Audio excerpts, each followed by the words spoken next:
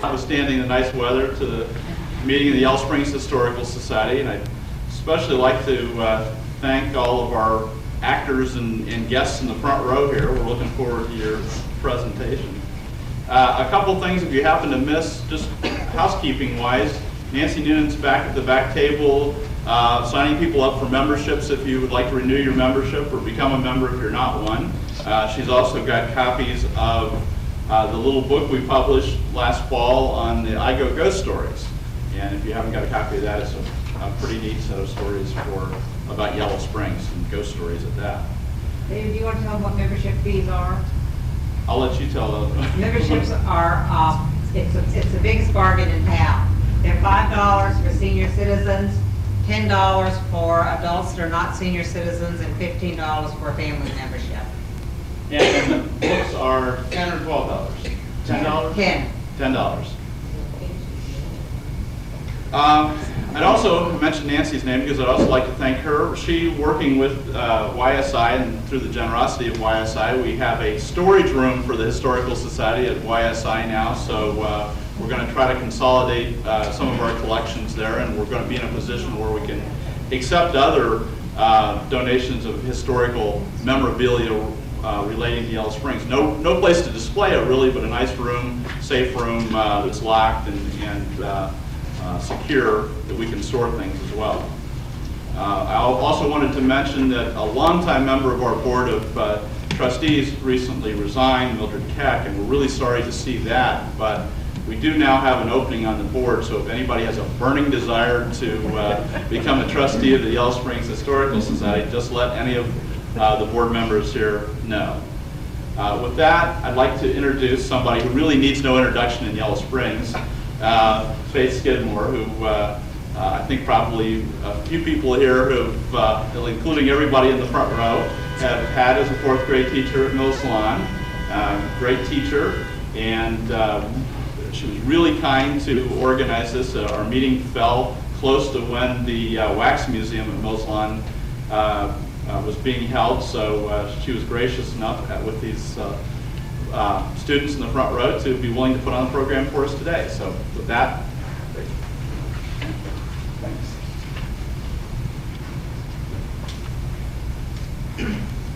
In 1994, I started teaching fourth grade at Mills Lawn, and that's the same year that they put the Ohio history into the fourth grade curriculum. So with my fellow teachers, Nancy Vanderglass and Dion Barkley, we decided to carry on the tradition of the Wax Museum that they had done in the past 4 or 5 years, started by Jody Pettiford, who did American historical figures. So we started it in 1994, and it's been very successful.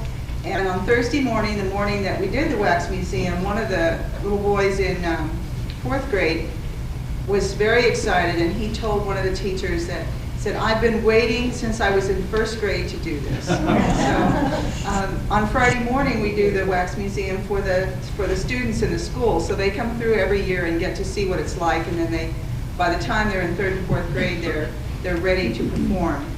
And the Wax Museum is just that. We try to be as close to Madame Trousseau's as we can with no moving, speaking in the candlelit hallway. I see many faces that have been there before. And people walk through, and then when they get to the gym, they are welcome to look at the reports because the students have done a lot of research on their characters. So they research everything that they can find out about their Ohio person, and then they come up with their own costume. So I'm not going to say any more. If you have any more questions about it, you can ask any of the students or myself. And the students that we have here this afternoon are represented not just from my class, but also from Peg Morgan's fourth grade class and from Jean Ann Smith's fourth grade class and from my third and fourth grade class. So we're going to go in a timeline today like we do in the Wax Museum, starting with the earliest figures.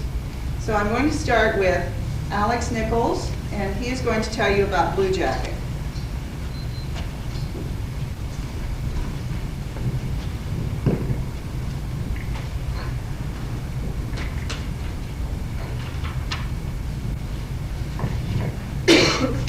You may think Blue Jacket is just a Native American, but here's the truth. Blue Jacket, also known as Marmaduke Ben Swearingen, was born on January 1753 at Fayette County, Pennsylvania. Not much is known about Marmaduke's interests or activities. Blue Jacket's parents were named John and Catherine Van Swearingen. Blue Jacket's parents were frontiersmen traveling to Virginia, Carolina, Kentucky, and Ohio. As a young man, Marmaduke did not get along very well with family and friends because he wanted to become a Native American. In 1771, he encountered a Shawnee hunting party in Virginia. While he was hunting, young Van Swearingen purposely had himself captured by the Shawnee Indians. Then, Marmaduke ran a gauntlet for the tribe.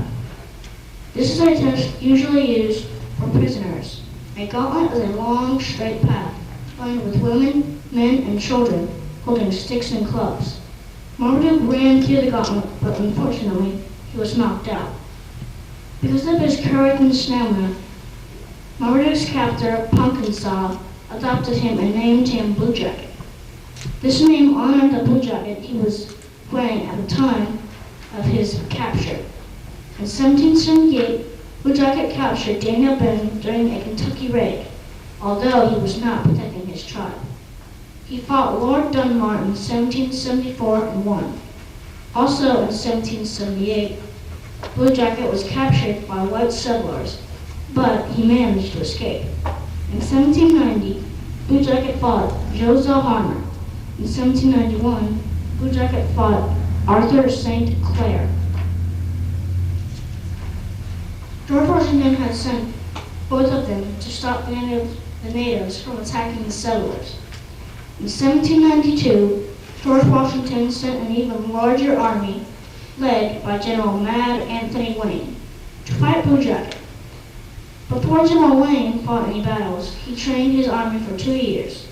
In 1794, the Battle of Fallen Timbers on the Maumee River in Ohio, General Wayne fought Blue Jacket.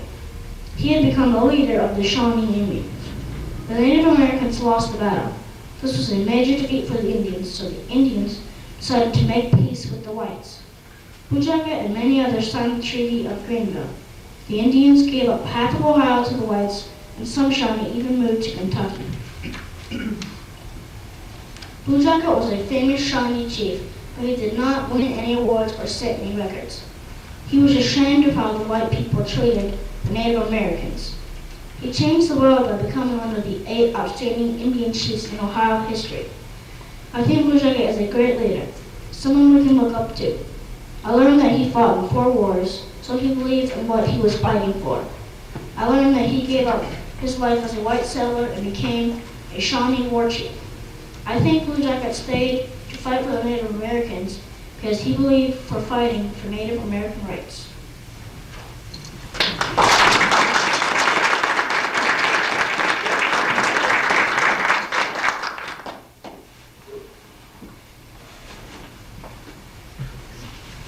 Shelley Murphy will tell us about Lucy Taft.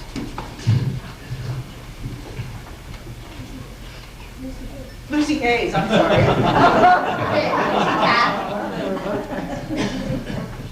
Lucy Van Hayes, the wife of President Hayes, was perhaps one of the most widely known and universally popular president's wife the country has ever known. While she came to the Capitol adored by many, Lucy stayed a legend in Washington ages after she had left the famous house. Mrs. Hayes was well known not only for her intelligence, humanitarian efforts, and her kindness, but also for her faithful support in service to her husband. Her every thought was given to the maintenance and advancement of her husband's political career and positions, and she thought of no act, no matter how insignificant it may have sounded, was thought of her as unimportant if it resulted in uplifting her husband in the eyes of the country. Lucy Webb Hayes' maiden name was Lucy Ware Webb. She was born in Chillicothe, Ohio, August 28, 1821. Lucy had 2 older brothers, and the family lived in Chillicothe until the death of her father, and at that time they moved to Delaware. Her father was a doctor. He died of Chorla when Lucy was 2 years old, and although she did not know him for very long, he influenced her life greatly.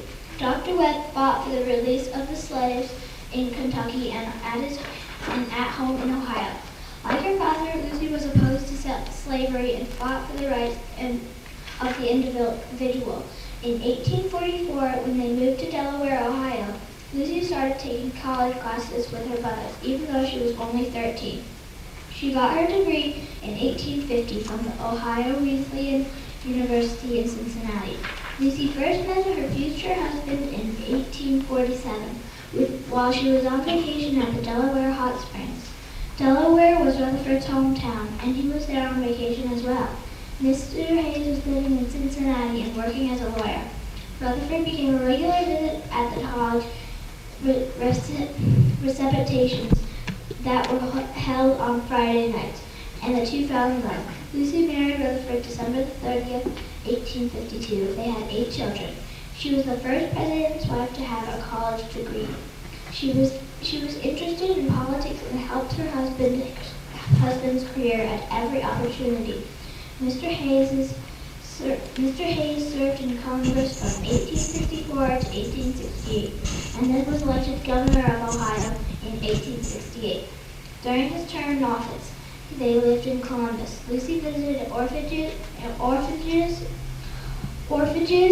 can't say that, mental institutes, and veteran hospitals while her husband was in the office. And she was one of the people responsible for organizing the Ohio Soldiers and Sailors Orphan Home. During the Civil War, Lucy's husband and her brothers enlisted in the Army. Lucy nursed the sick and wounded, both at home and on the front lines. She spent 2 winters in the camp and then worked in the hospital in Red Lake City, Maryland. Perhaps one of the things that Lucy Webb Hayes is remembered for is her temperance work. The temperance movement was a political movement to outlaw alcoholic beverages and was fairly strong in the United States at that time. Lucy was sympathetic to this cause, and her husband was concerned about the problem of alcoholism. The serving of alcohol in the White House was banned during Mr. Hayes' term as president. Lucy was, however, well known as a great hostess, although some critics called her Lemonade Lucy. When Mr. Hayes' term ended, the Temperance Grove presented Lucy with an album of testimonials to acknowledge her work in this area. Lucy Webb Hayes is also remembered for preserving the tradition of egg rolling on Easter Monday. The event had previously taken place on the Capitol grounds, but Congress passed a law closing the grounds for this event because the children were ruining the grass. Mr. Hayes saved the day by moving the event to the White House, and it is still held there today. Lucy died June 25, 1884. Even though she was no longer the First Lady, flags were lowered to show respect and honor the most idolized woman in America.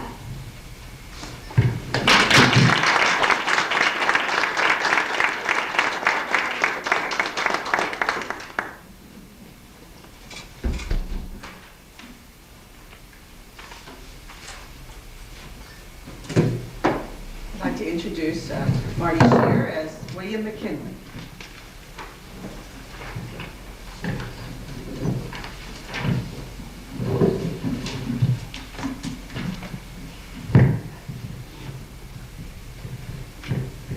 Our regiment had gone into fight at daylight without breakfast of any kind.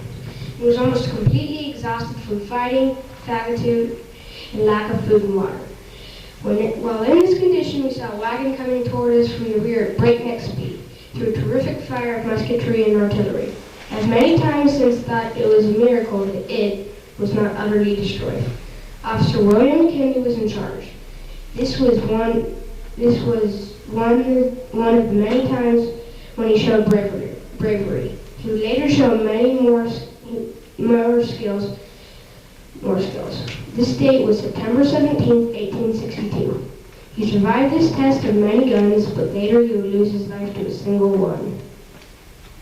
William McKinley was born the 7th of 9 children to William McKinley, Sr. and Nancy Allison McKinley on January 29, 1843. His dad managed a town iron foundry in Niles, Ohio. When he was a child, his family moved to Poland, Ohio, which was 10 miles south of Niles. When he got there, he enrolled at Poland Academy. He was 9 years old. He enjoyed his new school. When he was done at Poland Academy, he packed his bag and moved to Meadville, Pennsylvania. There he enrolled at the local college using his savings to pay. His mother hoped he would become a Methodist minister. William worked at his studies so hard that he became ill. Sickness and money problems made him drop out of college a few months after he enrolled. One of William's uncles left his father with a debt. After William had his health back, he was hired at Poland's Care School as a teacher. William was paid $25 a month for this job. He used the money he got to pay off the debt. When the session of school was over, he was hired as a clerk at the local post office. Not too long after that, Abraham Lincoln was elected President of the United States, and the Civil War began. William joined the Army. He fought against the Army 3 times. Then came a single bloodiest day in the Civil War. On September 17, 1862, the Union Army of the Potomac fought against Robert E. Lee's Confederate Army. Wanting to help his friends, William prepared a wagon and shot into action. One of the many 23rd Ohio soldiers later said, "Our regiment had gone into fight to start over again." Well, in this case, okay. The wagon was full of food for his comrades. After that battle, he was promoted to second lieutenant. By the time the war ended, William was major. After he left the Army, William went back to Ohio. He ran for governor twice and won both times. The second time he won by 80,000 votes. A while later, he ran for president. He became president in 1897. Leon Czolgosz was the son of a Polish immigrant who lived on an Ohio farm. Now, over in Europe, many people had been killed if they were crowned. Stories about this were in the newspaper. Leon was so interested, he brought them to bed and read them over and over. After a while, he became an anarchist, like the people who killed the royal ones in Europe. An anarchist is someone who despises government and do anything to destroy order. Leon heard about the president's trip with some other people that were presidents.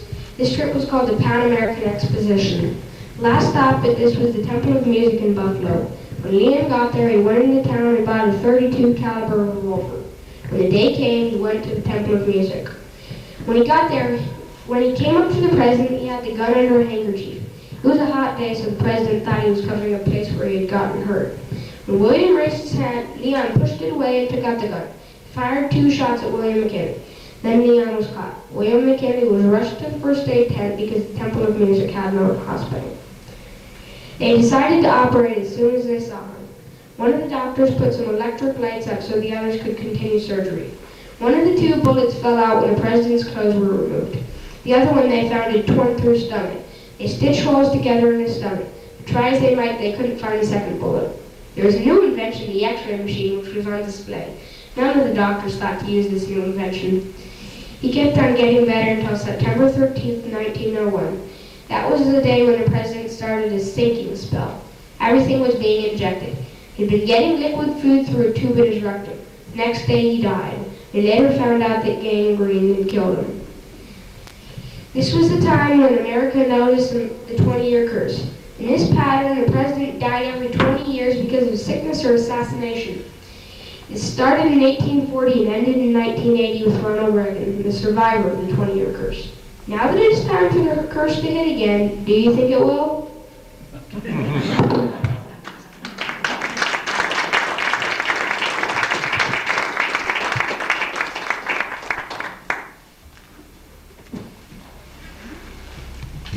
Barbara Jewell will tell us about Geraldine Mock.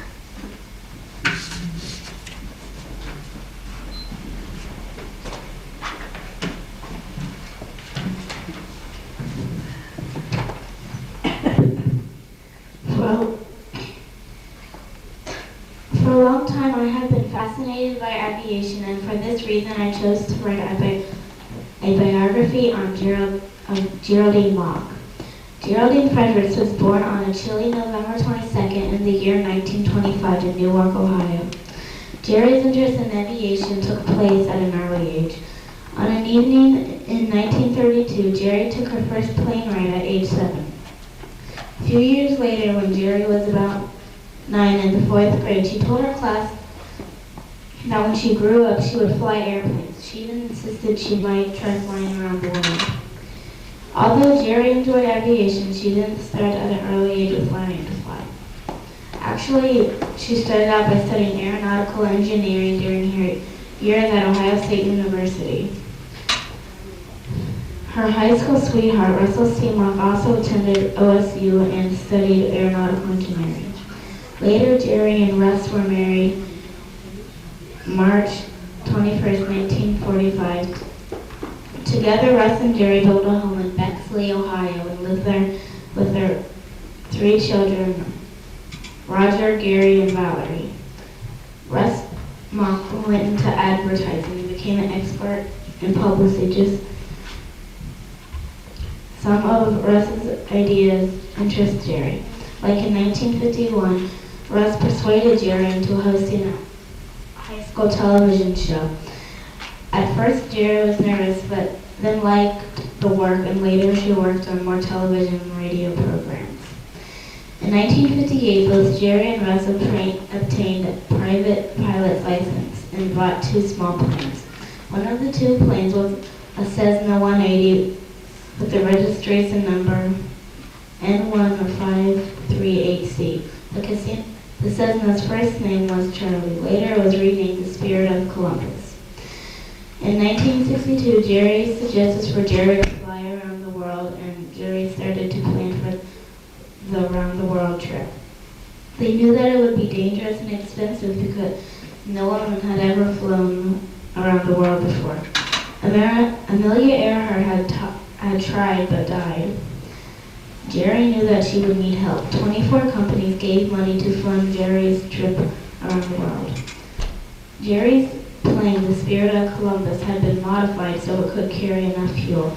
4 seats were removed to make room for all the fuel needed for such a long trip. She also replaced the 11-year-old engine with a new, more powerful engine. On March 19, 1964, Jerry Mock left from the Columbus airport for her famous around-the-world trip. First, on March 19, 1964, Jerry encountered ice wings while flying from Berduma to Arizona. Then on one of her stops, she toured Casablanca. Soon after she was airborne on her way to Tripoli, Jerry saw her radio antenna was unreal. She turned on the switch to pull it back and forgot about it. Later, she smelled something burning. Then she saw that her motor was steaming. Right next to the motor was a fuel tank. She realized if the motor got too hot, her plane would explode. She prayed. That seemed to be enough because it cooled off. Then on April 1st, 1964, Jerry mistakenly landed at a secret Air Force base called Inches while trying to land in Cairo. On Jerry's stop, she toured India, April 5th through 7th, 1964. When Jerry stopped in Melania, April 9th through 10th, she repaired the Spirit of Columbus. Then on April 13th, Jerry made her longest flight across the Pacific Ocean to Hawaii. Then finally, Jerry reached Oakland, California on April 16th, 1964. Then on April 17th, she returned to Columbus, Ohio. Her trip around the world was completed. On May 4th, the same year that Jerry completed her transatlantic flight, she received a medal from President Lyndon Johnson. She also received the Federal Aviation Agency Decoration for Exceptional Service. This is the highest civil aviation award. Jerry Mock also received the Ohio Governor's Award, the Amelia Earhart's Memorial Award, the National Pilots Association Pilot of the Year Award, and her plane, the Spirit of Columbus, was added to the Smithsonian National Air and Space Museum's collection of famous planes. Jerry Mock set a total of 21 speed records and distant records during and after her flight. It is reported that many of the records still stand. Soon after Jerry's flight, she retired from flying because her hobby was becoming too expensive. In 1979, Jerry was divorced from Russell C. Mock. Then in 1980, Jerry led a gypsy life, traveling around the country visiting friends and family with her dog, Zappa. In 1989, it was stated that Jerry was living with one of her sons in Columbus. I feel that for Jerry Mock to fly all the way around the world, it must have taken a lot of self-confidence, time, money, and courage.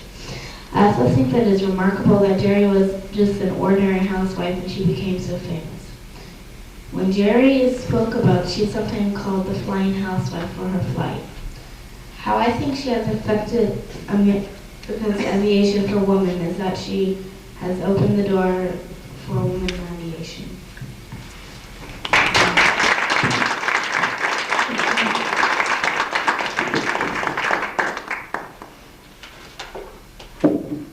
We'll hear from another housewife now.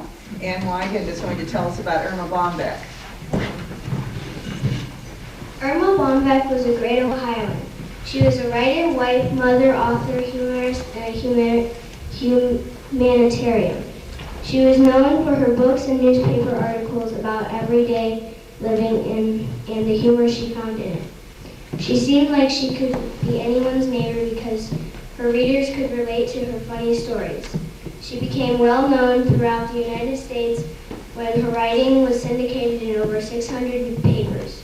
She won many awards and honors, including 16 honorary doctorates, the American Cancer Society's 1990 Medal of Honor, and an appointment by President Carter's to the President's Adversity Committee for Women. It is no wonder that she was named as one of the 25 most influential women in America. Irma Bombeck was born in Dayton, Ohio on February 21st, 1927. When Irma was just 9, her father died of a stroke. When she went to school at the University of Dayton and graduated in 1949. She also married her husband and took her first job at the Dayton Journal-Herald as a reporter that same year. She gave up her job to raise her children when they adopted their daughter Betsy in 1953. Their son Andrew was born in 1955. Their son Matthew was born in 1958. When Irma was a neighbor to Phil Donahue, who had a morning talk show on WHIO TV and radio at the time. Irma's career was about writing, humor. Her first column in the Dayton Journal-Herald in 1952 was titled Operation Dust Rat.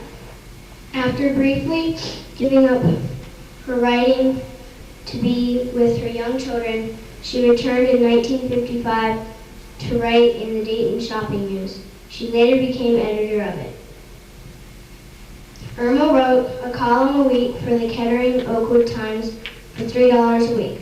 In 1965, the Dayton Journal-Herald offered Irma $50 a week for 2 columns.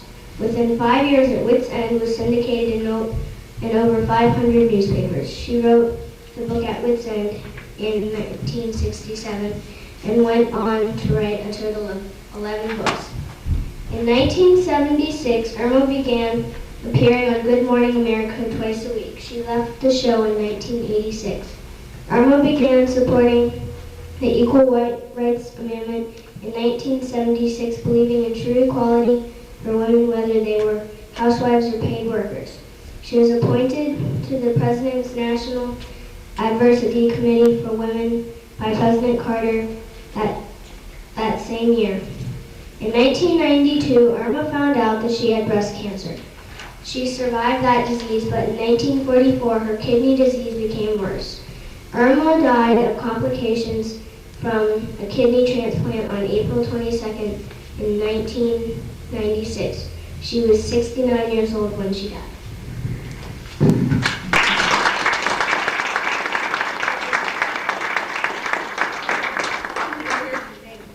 We'll hear from another woman who was for equal rights and women's rights, Gloria Steinem, portrayed by Olivia Burns.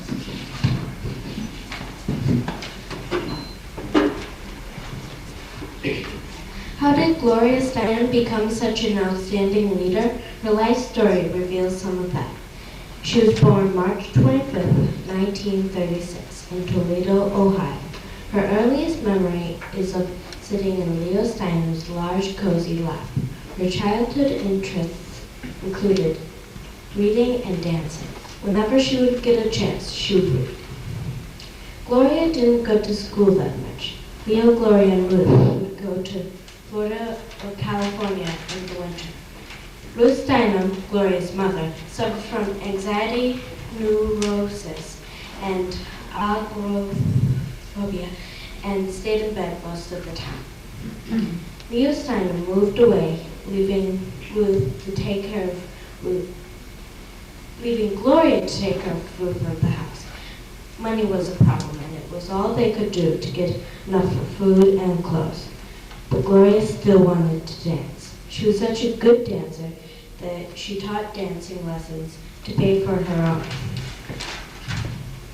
Once Ruth Steinem had a nightmare that they were being attacked by German soldiers. In an attempt to save her family, she put her hand through a window.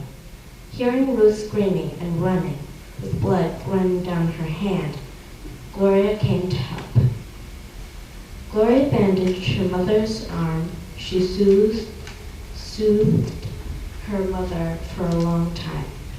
One day, she took Ruth to the hospital, and the doctor said that Ruth needed to live in a mental hospital because of her condition. Gloria thought that a mental hospital would not help her. In those days, mental hospitals were not as therapeutic as they are now. Gloria's minister asked if the church could buy their house. Gloria said that she needed to think about it. She told Sue, her older sister. Sue formed a plan where their mother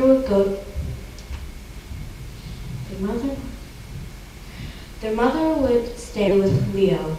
Gloria would stay with Sue. After that, they called Leo and arranged a meeting with him. Leo came from California. They talked about the matter of Ruth and Sue's plan. After breakfast, Leo said that it was impossible. Then it was time to go. He gave Gloria a ride to the dance class. Once they were outside the building, Gloria burst into tears. She felt warm arms around her shoulders. She heard her father's voice saying, "All right, I'll do it, but only for a year."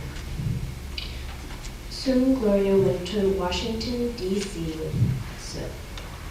But the year that Ruth spent with Leo was over. So Ruth went to a mental hospital where she would get the help she needed.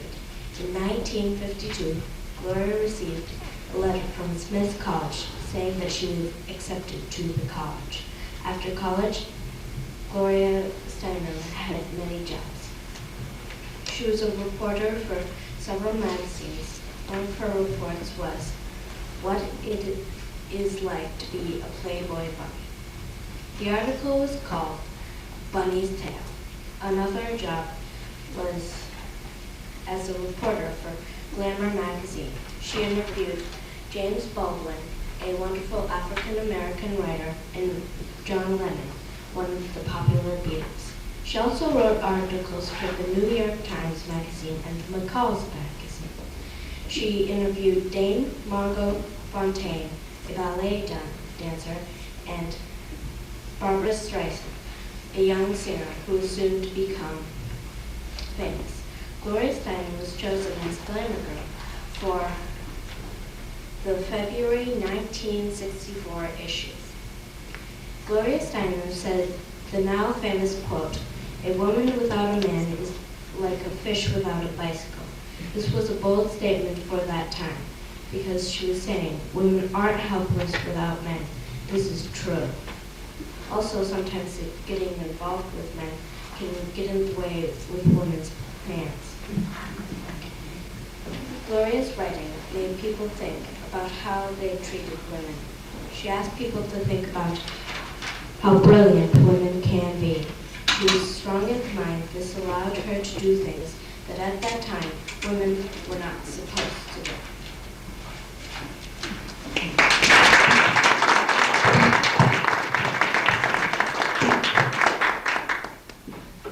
And now Zev Riker is going to tell us about famous Yellow Springs, Ohioan, Charles Coles.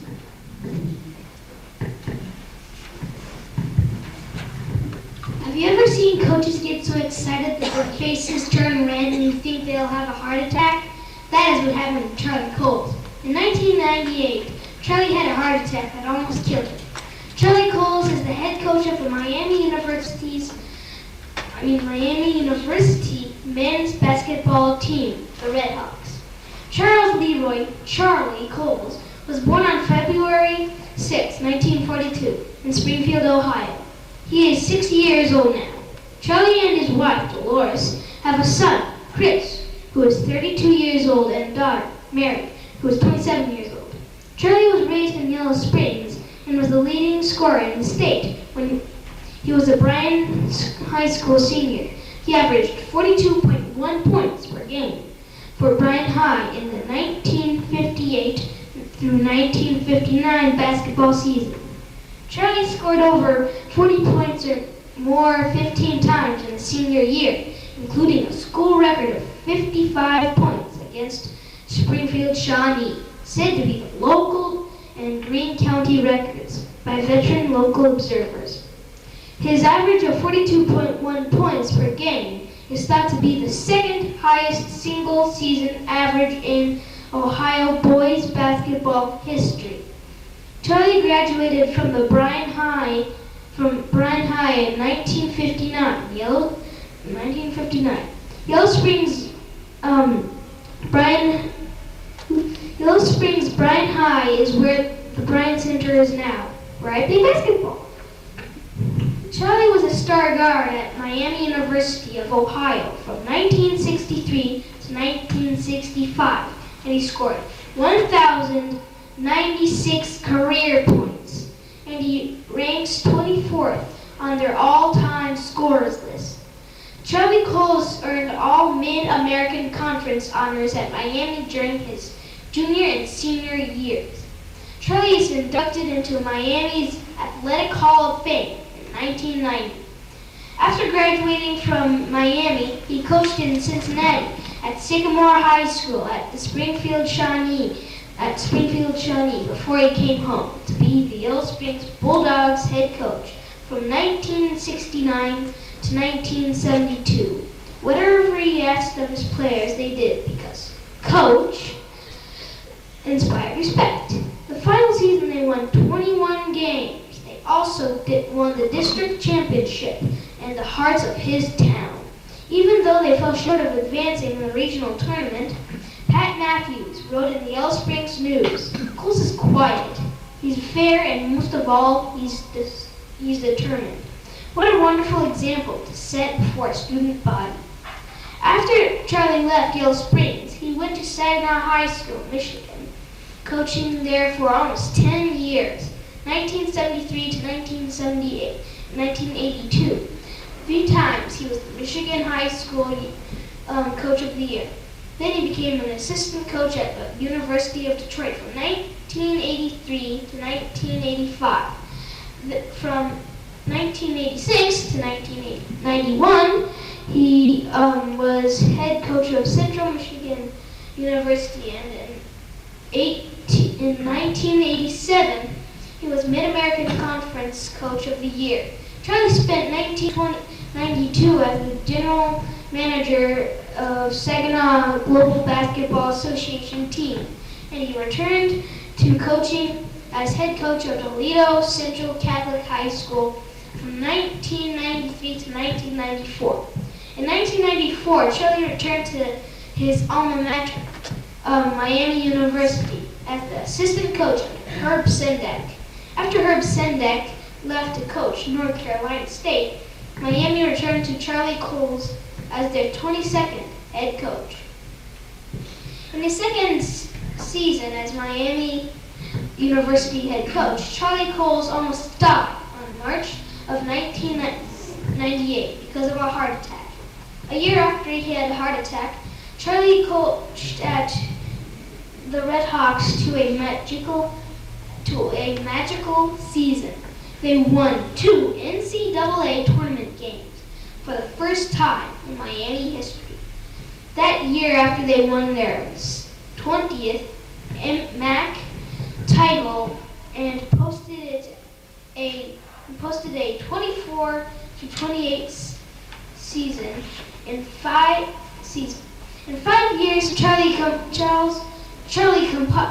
compiled a 94-60 record for a winning percentage of .610, the 5th best success rate of any Miami coach who has spent 3 or more years coaching in Oxford.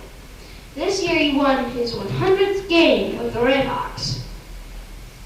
Because of his continued success at Miami, Director of Athletics Joel Maturi rewarded Charlie with a contract extension through the 2003 through 2004 season. Charlie Cole's basketball jersey was retired along with his number, which was 33, at Yellow Springs High School in December of 2000. Bomani Moyenda wrote in the Yellow Springs News, "It is easy to understand why he has continued to be successful over the years. He's a real people person. Yes, we won some games for him while he coached here. We lost a few too. He won our everlasting respect."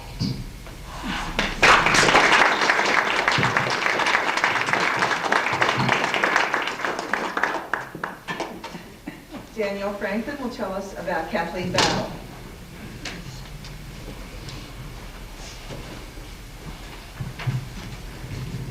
You might think that Kathleen Battle is just an opera singer, but this is an African-American woman with a special gift that she shared with the world. Kathleen was born in Portsmouth, Ohio, right by the Ohio River. The year was 1948, the month was August, and the date was the 13th. Her interest was music. Kathleen's mother was into gospel music at their church. Kathleen realized at age 6 that she was growing up in a household of music.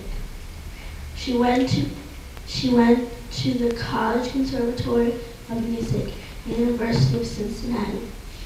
In college, Kathleen earned her bachelor's degree in 1970 and her master's degree in 1971. Before Kathleen became a famous opera singer, she was a music teacher for the Cincinnati Public Schools.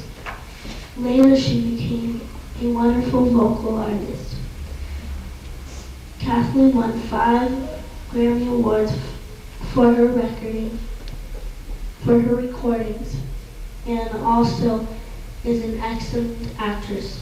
She won an Emmy Award for her outstanding individual achievement in a classical program on TV in the United States. She changed the world by working with many musicians and helping them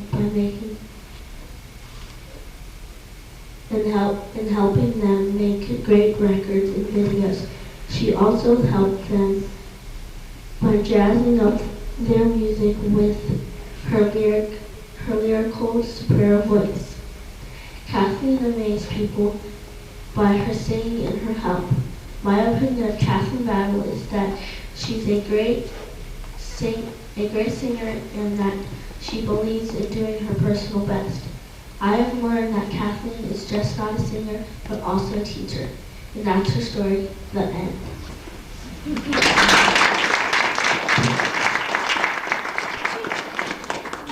We're going to go back to early Ohio history and hear about Tecumseh from Ramon Berry. Berry, sorry. I am reporting on Tecumseh because I think he is an interesting character, because he stood out from all the other choices I had. I already know a lot about Tecumseh, but I would like to learn more. Tecumseh was born in 1868 in a small village of Old Piccolo on the banks of the Mad River. When he was a little boy, he showed signs of leadership. Also, when he was young, he loved sports and games. When he was little, his father went to fight the white men. When the Indians came back from the battle, his father was not among them. From that day on, anger and war burned Tecumseh's heart against the white men.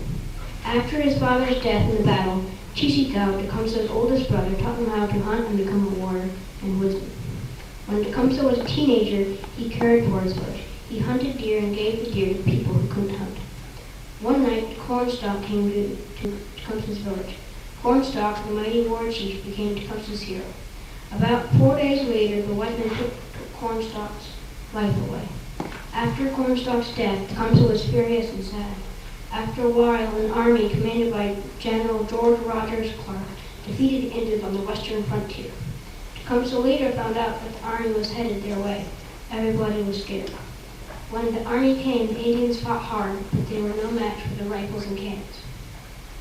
The white men burned down Tecumseh's village.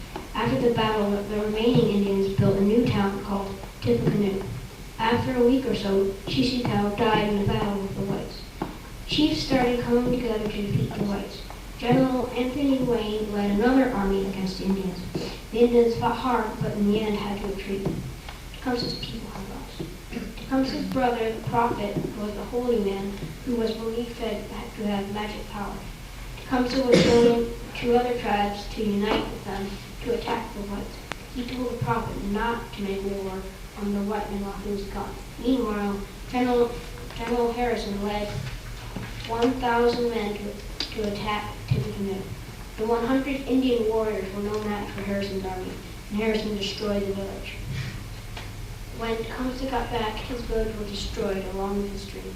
Tecumseh was furious with the prophet. The War of 1812 started between the British and the Americans. Tecumseh fought with the British. First, Tecumseh and 800 warriors captured Fort Detroit. Second, the battle on Lake Erie, unfortunately, was won by the Americans. On October 5, 1813, Tecumseh was killed in battle. Afterwards, the Indians lost their homeland. Tecumseh is an important part of Ohio history because he united many Native people to fight for their land and their way of life.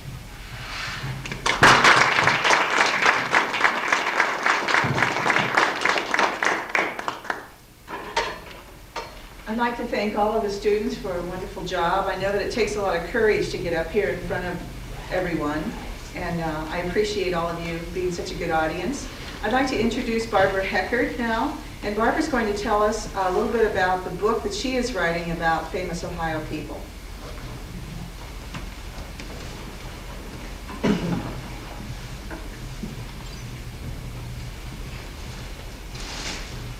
I attended the Wax Museum at Mills Lawn the other evening, and I must admit, I learned. In fact, I learned about one person I definitely should have included and had not, and that was Jerry Mock. And I really appreciated the fact that I did find out quite a bit about some Ohioans that I'd totally forgotten about. Right now, I have about 175 people that were born in Ohio. There is one person, and mine, I said you have to be born in Ohio. You have to be a native-born Ohioan to be included in my book. There is one exception, however, and perhaps you might be able to figure out who that is. He was a brother. Got him? Wilbur Wright was born in Indiana, but I think they come as a set. So they're not going to be separated. I tried to emphasize the youth of these people and what growing up, their environment, their parents, all those kinds of things that make a difference to young people. It's been pretty inspiring, and it seems like whether you've had a wonderful childhood or a childhood filled with problems, these people still excel. So, you know, there's always the possibility that you will do well no matter what. Just before I came over, I sat down and looked through some of my listings, and I thought, there are so many intriguing things about some of these people, and so I jotted down some facts, information, and some quotes. So I'm going to give those to you and see if you can figure out who they are. And based on the judge's decision, and I'm the judge, you might even win a picture of my childhood hero, an Ohioan. Anybody recognize him? And probably none of the young people here even know who that is. But he was certainly, you do know him? Good, great. You might know him as a hamburger guy, but he wasn't a hamburger guy. This person, I have to admit, he's not really a well-known person. And the other thing I learned that it depends on the field that you're interested in, that many of these have to do with. This person only weighed 3 pounds when he was born, and he wanted to play baseball in the worst way. But he was so small that it wasn't surprising. He was always left out when the teams were chosen up. So he never did get to play baseball. But at 19, his dad, he had his first Kentucky Derby mount, and he finished 4th in his first race. I'll give you a clue, too. These do go in alphabetical order. Got an idea? And Eddie Arcaro. You may not have known he was an Ohioan. No, I didn't. And many of these people, I mean, some of them I was surprised to find out they were born in Ohio. This guy and his buddies formed a jazz combo. He played a baritone horn, and they called themselves the Mississippi Moonshiners. For whatever reason, I can't imagine. He had some very famous words at one time, but a sentence that impressed me was, "I didn't do much."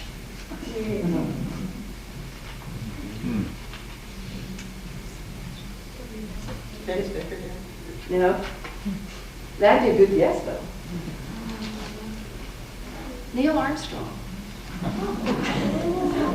He really is a modest person, I think.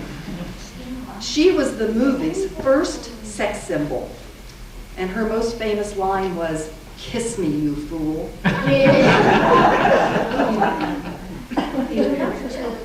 Theda Bara. She was from Cincinnati, and her real name was Theodosia Goodman. She was the daughter of a tailor. This woman was named for an old, well-known Cleveland department store, and that's where she happened to be born. She's quite famous right now. Come on, Mary Ann, you know this. Halle Berry. She was named for the Halle Brothers department store in Cleveland. Now, General William Tecumseh Sherman, another famous Ohio boy, said this woman outranked everybody but God. She was a Civil War nurse. Carolina. No, wait, no. No, it wasn't Claire That was Martin. American. That was American. Her name was Mary Ann Bickerdike. And she's not very well known, but apparently, boy, if you were around the Civil War, she was well known. She fought for the rights of veterans long after the Civil War was over. This person appeared on a kids' radio show for 8 years, tap dancing.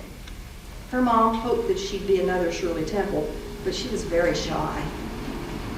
In fact, she visited us today. Irma Bombeck. He hated horses, and he could barely ride, but he was a cowboy movie hero in more than 60 films and on television. It wasn't Roy Rogers. We got another cowboy hero from Ohio. Hopalong Cassidy. Bill Boyd from over around Cambridge. He worked, and I know none of the young people will know this one, maybe some of the older people won't know either. He worked as an acrobat trying to help his family, but he really wanted to play pro baseball. He said he had 2 idols, Ty Cobb and William Jennings Bryan. He got to try out once, actually, with the Yankees, but he couldn't play. He didn't do very well. He said, well, naturally, I tried to play like Ty Cobb, but actually I played like William Jennings Bryan. He was also known as Monster Mouth, or the mouth that made a million.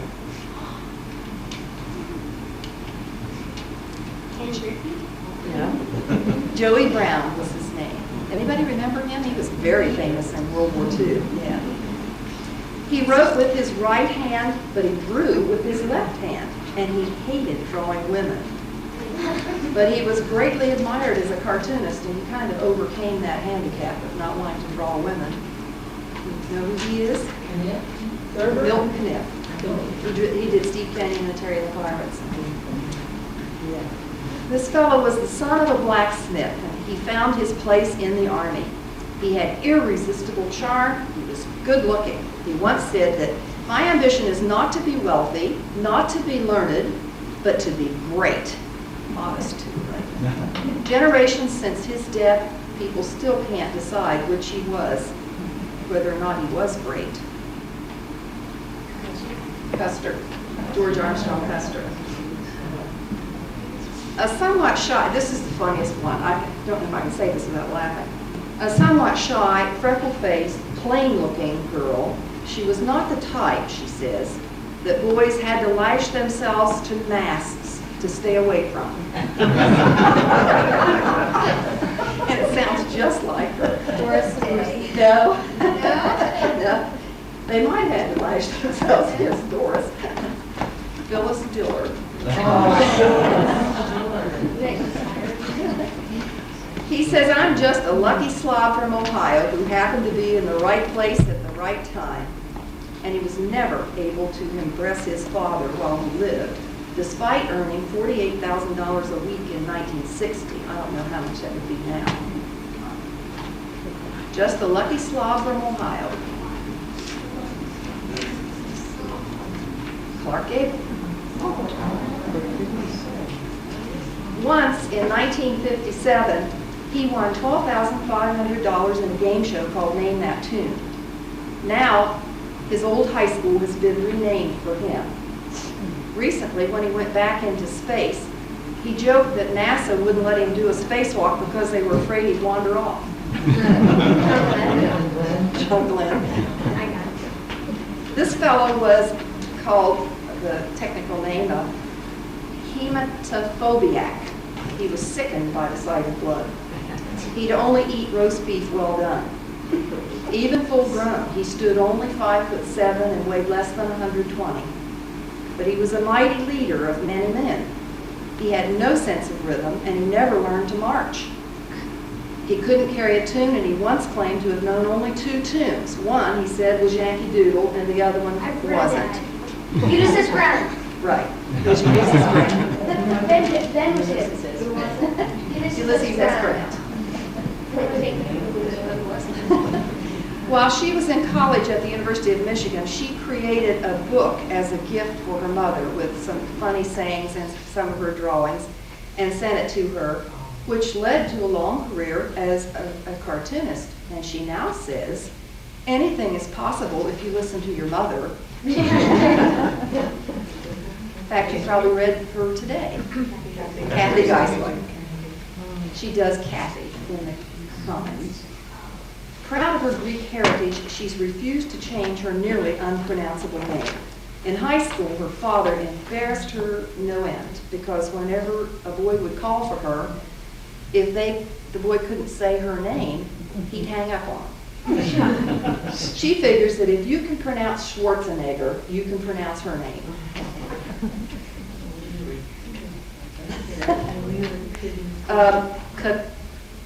Kanakaridis, Melina Kanakaridis, she plays Dr. Sidney something on Providence. As a 19-year-old teacher, when he took his high school students to see the new X-ray machine so they could see the bones in their hands, a local minister objected, saying that peeking inside the body is God's prerogative, not man's.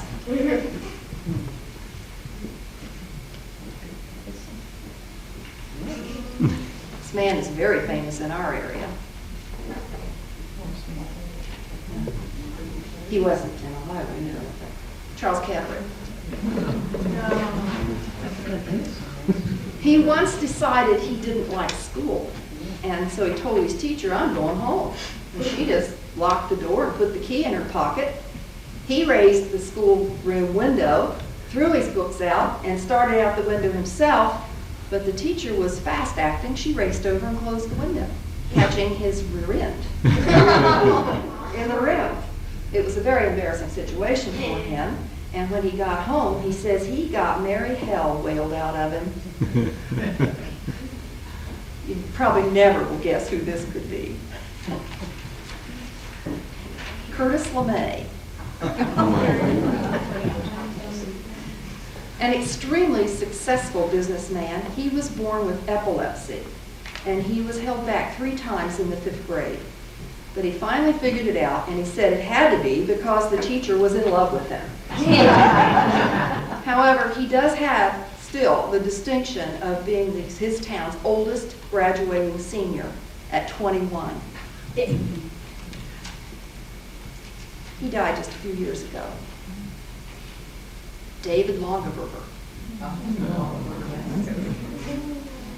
She wanted only 2 things.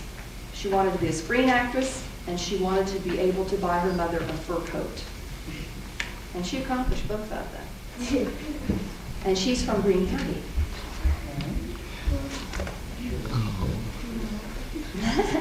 Cedarville, as a matter of fact. Her dad was a school superintendent over there, and her name is Eleanor Parker. She's probably best known for the role of the Countess, who was the guy in The Sound of Music. Von Trapp's fiance, and then he left her to marry Maria. Being the only boy in his family, his mother pampered him. She later said she didn't know he was a genius. Frankly, she said, I didn't know what he was. But she did allow him to put 30 cans of cherries in her pressure cooker and explode it on a kitchen wall in order to film a scene of mayhem and gore. Steven Spielberg. This is the last one. She always wanted to be a television reporter, and as a teen, she was a New York model and was successful, but she wasn't happy. She found that modeling was all about deprivation. After a while, she thought, this is ridiculous. I like eating.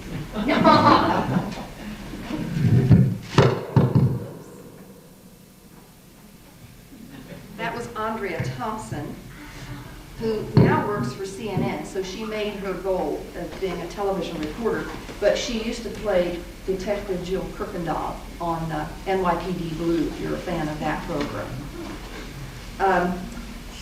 I found out so many things. I should have shown you my Ohio hat that I know you'll be envious of and probably demand to buy, but it's not for sale. Milton Caniff designed this logo for Ohio State, the Buckeye with the thing in the front, not that says OSU, but that has the Buckeye leaves and stuff in the back. That was one of the things I had found out about him. He did that while in college. I found out so many things, and one of the other remarkable things I learned was that the man who painted this famous picture is an Ohioan. And I know a lot of you have seen this. I don't know much about his childhood yet. I still have some work to do. His name was Archibald Willard. He was born in Lorraine County in Bedford, Ohio. This picture was originally called Yankee Doodle, but now it's called The Spirit of 76. It's very famous. There are lots of satires done on this, the fife player and the drummer and all of that.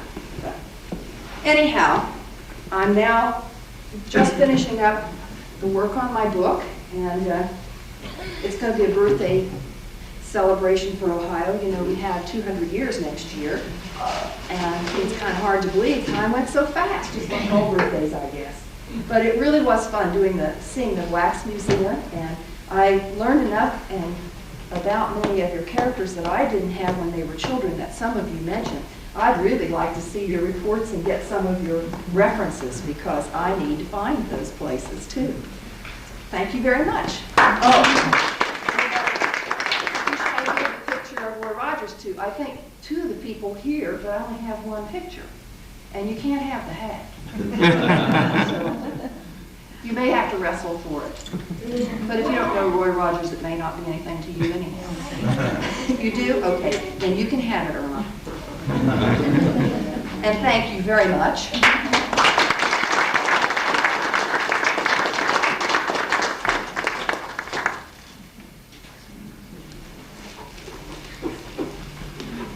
Thanks, everybody. There's cookies and punch in the back of the room.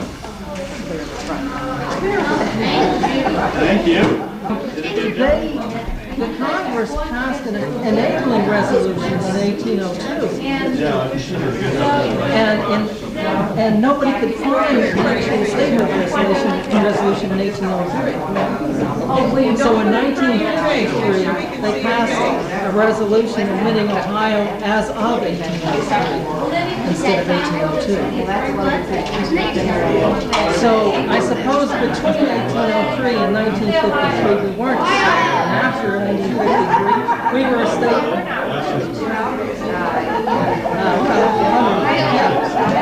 Well, see, that's, no, but the resolution officially in 1953 officially made us a state as of 1803. But the 19th century people believed